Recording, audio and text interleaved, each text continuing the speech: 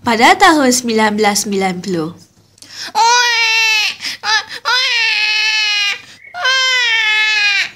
Kenapa ni sayang? Jangan nangis ya.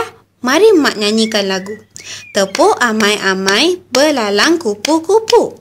Tepuk ramai-ramai, emak upas susu.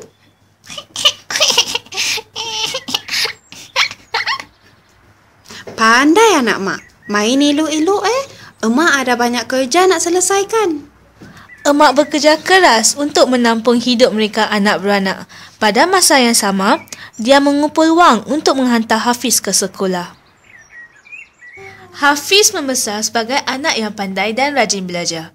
Dia mendapat tawaran untuk belajar di luar negara. Alhamdulillah, sampai juga cita-citaku untuk belajar di sini. Hafiz, apakah jawapan untuk soalan ini? Jawapan ialah 5, cikgu. Ya, betul. Syabas. Hafiz belajar dengan bersungguh-sungguh sehingga dia lulus dengan cemerlang dan mendapat pekerjaan yang baik. Wah, rajinnya awak bekerja, Hafiz. Biasalah, saya mahu hidup mewah, tidak mahu tinggal di kampung lagi. Kalau begitu, siapa yang akan menjaga ibu awak? Alah, ibu saya masih kuat untuk menjaga diri sendiri. Ini bermakna awak tidak pulang ke kampung lagi?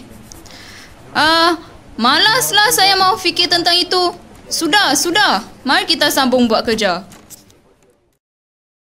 Pada suatu hari, Hafiz terjumpa dengan seorang wanita tua semasa dia berada di taman. Wanita tua itu sedang duduk bersendirian dan kelihatan sedih. Makcik, mengapa makcik kelihatan sedih?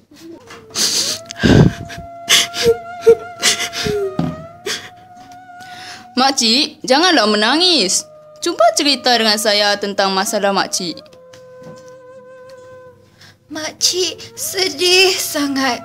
Tiada seorang pun anak makcik yang pedulikan makcik. Bila mereka kecil, makcik jaga mereka dan beri kasih sayang yang cukup. Tapi bila dah besar dan ada pangkat tinggi, mereka biarkan makcik keseorangan. Sampainya hati mereka. Hafiz menyedari akan kesalahannya.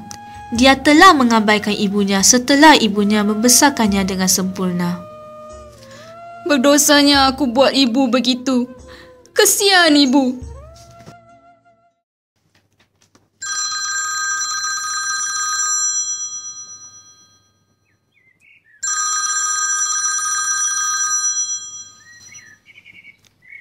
Hello, ibu? Ibu apa khabar? Ibu sihat. Hafiz sihat. Hafiz dah lama tak telefon ibu. Ibu rindu sangat dengan Hafiz. Hafiz sihat, Bu. Ibu? Ada apa, Hafiz? Maafkan Hafiz sebab sudah lama tidak telefon ibu dan balik ke kampung. Hafiz janji Hafiz akan pulang hujung minggu ini. Baiklah. Ibu akan tunggu kepulanganmu, nak.